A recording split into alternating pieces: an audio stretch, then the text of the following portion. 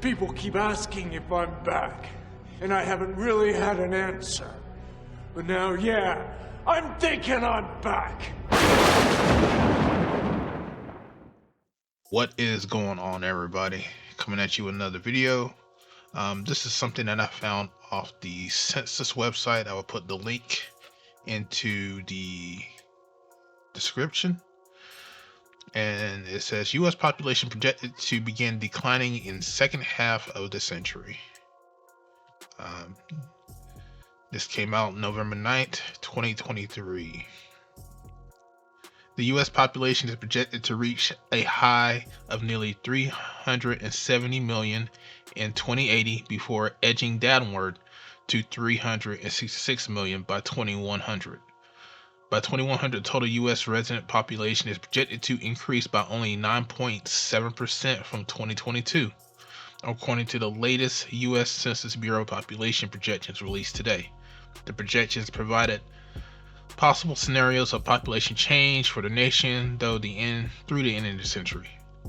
In 2023, National Population Projections is an update to the latest series of projections published in 2017 to account for the impact of COVID-19 and to reflect the results of the 2020 census through its inclusion of the Vantage 2022 National Population Estimates as a base. It also extends the population projections to 2100. First time since 2000 that the Census Bureau projections have stretched this far into the future. So this is a long game projection of population. Start right here. The U.S. has experienced notable shifts in the components of population change over the last 5 years, she explained. Some of these, like the increases in mortality caused by the COVID-19 pandemic, are expected to be short-term, while others, including the declines in fertility that had persisted for decades, are likely to continue into the future. Incorporating additional years of data on births, deaths, and international migration into our projections process resulted in a slower pace of population growth through 2060 than was previously projected. So from their projections, what it seems like they're saying that the population growth will be slowing down even greater than what they even projected it to be. Projections illustrate possible courses of population change based on assumptions about future births, deaths, and the net international migration. The 2023 projections include a main series, also known as the middle series, considering the most likely outcome of 4 assumptions and 3 alternative immigration scenarios. Keep in mind, you're going to see that a lot. Immigration scenarios that show how the population might change under high, low, and zero immigration assumptions. Total population. By 2100, the total population in the middle series is projected to reach 366 million compared to the projection for a high migration scenario, which puts the population at 435. So by their projections, there will be at 366. By the other scenario, it was 435. That's what it was. The population for the middle series increases to the peak of 370 in 2080 and then begins to decline, dropping to 366 by 2100. The high immigration scenario increases every year, and it is projected to reach 435 million by 2100. So a lot of immigrants will be coming into the country. The low immigration scenario projected to peak around 346 million in 2043, and a decline thereafter, dropping to 319 by 2100. Though largely illustrative, the zero migration scenario projects that the population declines will start in 2024. That's this year. And a complete absence of foreign-born immigration, the population in this scenario is projected to be 226 million by 21, roughly 107 million lower than the 2022 estimate. So if they had a zero or very little immigration, come through this country, it would be at roughly around 226 compared to the other models that they have. Drivers of population change. In each of the projected scenarios expected for the zero migration scenario, immigration is projected to become the largest contributor to population growth. Wherever we've heard that before, we've always talked about that. In the middle series, the high immigration scenario, net international migration is higher than the natural increase. The difference between births and deaths in all years of the time series. For the low immigration scenario, this crossover happens in 2029.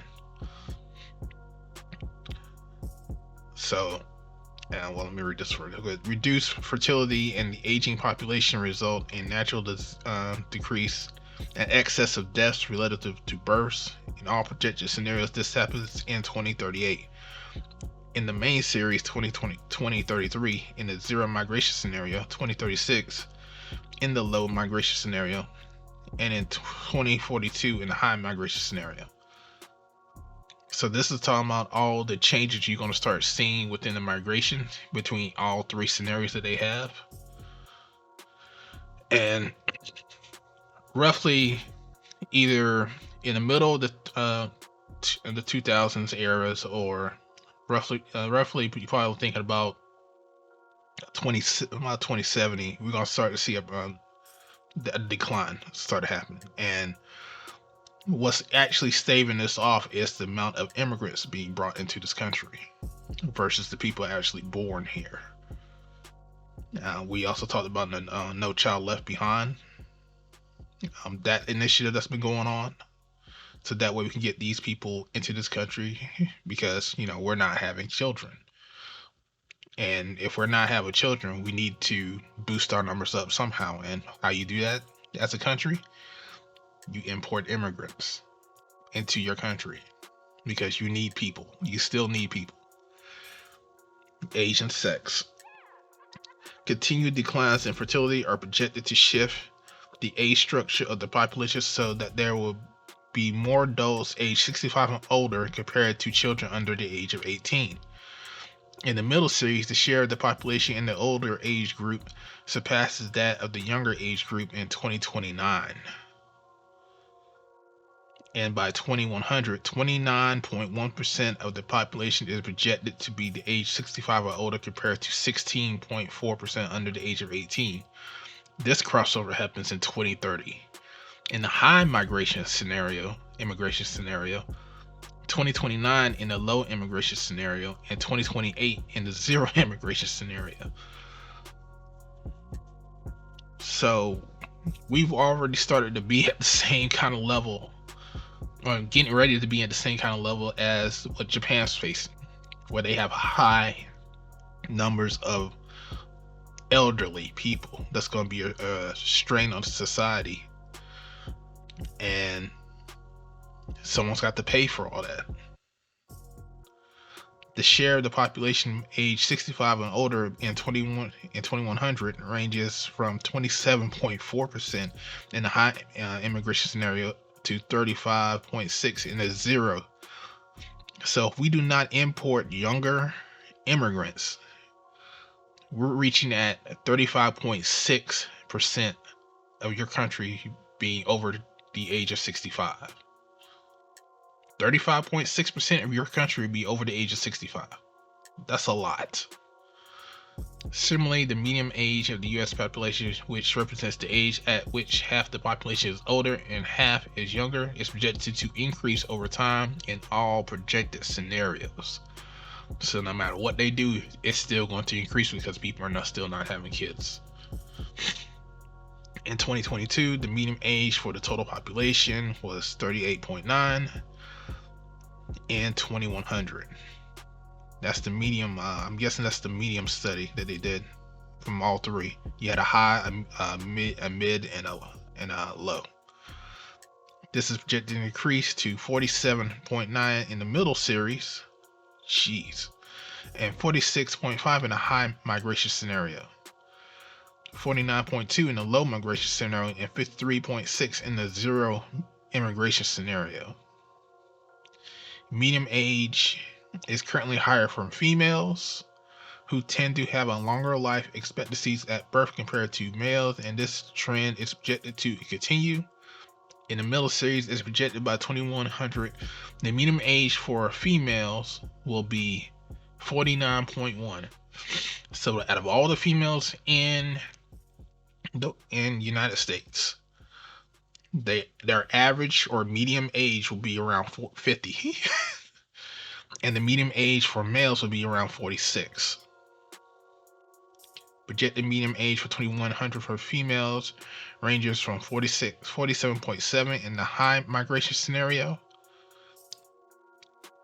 and to 54.8 in the zero migration scenario. So it will increase drastically by almost 5 years in a zero migration. But if we had high migration, it will dip.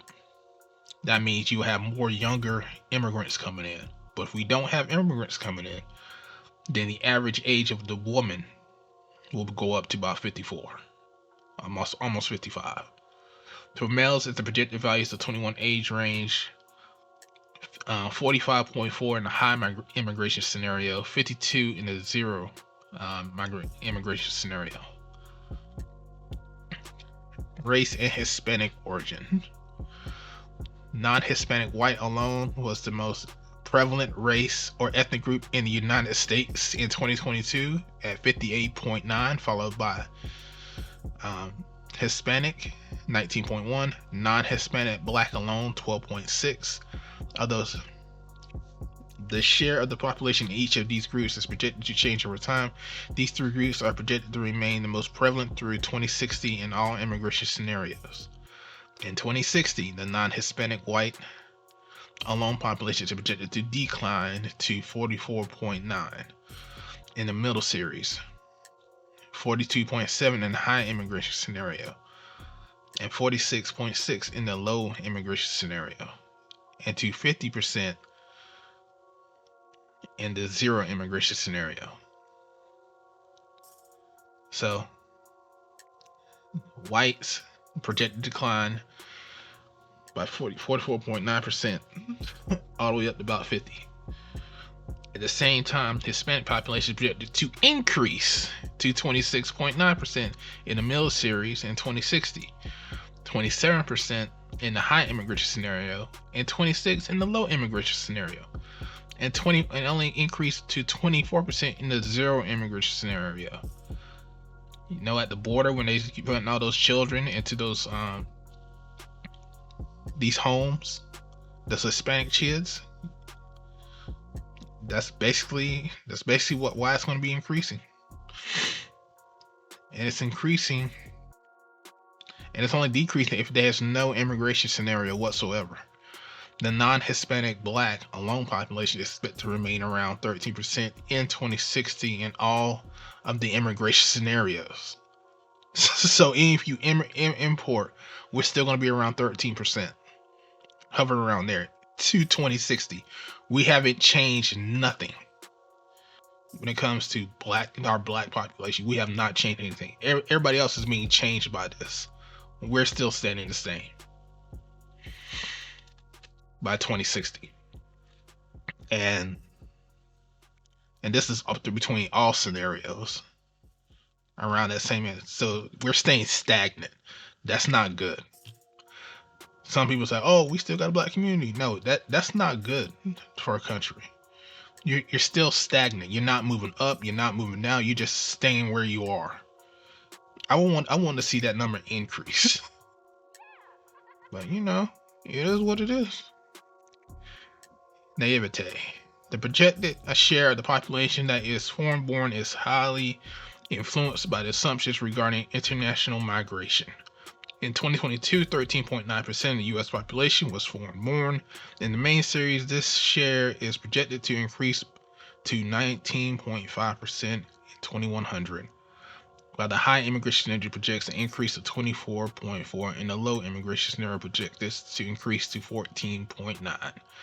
Zero immigration scenario projects a decline in the share of the population that is foreign-born to 0.3% to 2100. So this is where we at as far as the country. We need more immigrants to boost our numbers, and this is coming strictly from the Census Bureau or census.gov newsroom. And this is just something that we have been saying pretty much in this space for a good hot minute about immigration and how it plays a role in your demographics in your country. And because of the changes in your demographics, it's going to help change policy within the country. So this is just something I found that was interesting. Like I said, I will point this into the description so you guys can take a look at it yourself. This came out November 9th, 2023 on Thursday. It was for immediate release. So this is something that people are going to be looking at. So that way they can better figure out what they need to do for the future of this country. But the population is declining. They're just trying to slow it down. And by 2100, we are going to be at a, I guess what a Calhoun call it, a death spiral. I'm probably missing the words, but this is just another telling you that the Mouse Utopia experiment is pretty much on point. When basically, if we didn't have immigration and we were stuck into that little Universe 25 model, we would be in much dire straits than we are. But because we have the ability to import people, it's staving off that starvation period. So anyway, that is it for you guys. My video for today. I will catch you guys later. Deuces.